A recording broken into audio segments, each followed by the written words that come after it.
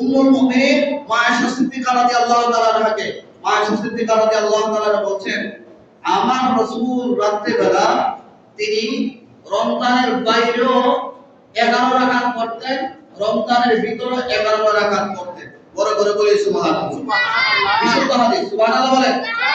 আর বড় করে বলি সুবহানাল্লাহ।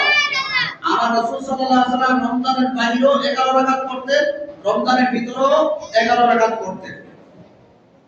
কিন্তু আমার রাসূল সাল্লাল্লাহু আলাইহি ওয়াসাল্লাম এই হাদিসের শেষ দিকে মা আয়েশা সিদ্দিকা রাদিয়াল্লাহু তাআলা বলতেছেন, আমার রাসূল সাল্লাল্লাহু আলাইহি ওয়াসাল্লাম সাথে যখন বিশেষ কথা হয়েছিল রাত্রিকালীন নামাজ সম্পর্কে, তখন এই হাদিসের শেষে এই কথা বলা হয়েছে, ইয়া রাসূলুল্লাহ, আপনি কি তাহলে রাতে ঘুমান না? তখন রাসূল সাল্লাল্লাহু আলাইহি ওয়াসাল্লাম বলতেছেন, আমি আমার চোখ ঘুম চাই, আমার কলব ঘুম চাই না। সুবহানাল্লাহ বলেন। অর্থাৎ নবীজি এশার নামাজ পড়ে ঘুমিয়ে যেতেন, ঘুম থেকে উঠে নামাজ আদায় করতেন।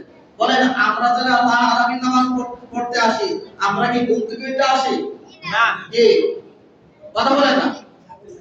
আমরা এশার নামাজের পরে তারাবির নামাজ পড়ি, ঠিক না ঠিক? আমার রাসূল সাল্লাল্লাহু আলাইহি ওয়াসাল্লাম এই হাদিসের দ্বারা তারা প্রমাণ করতেছেন এই তারাবির নামাজ। অথচ আমার রাসূল সাল্লাল্লাহু আলাইহি ওয়াসাল্লাম ঘুম থেকে উঠে যে নামাজ আদায় করছেন, সেই নামাজটা তাহাজ্জুদের নামাজ। কিসের নামাজ?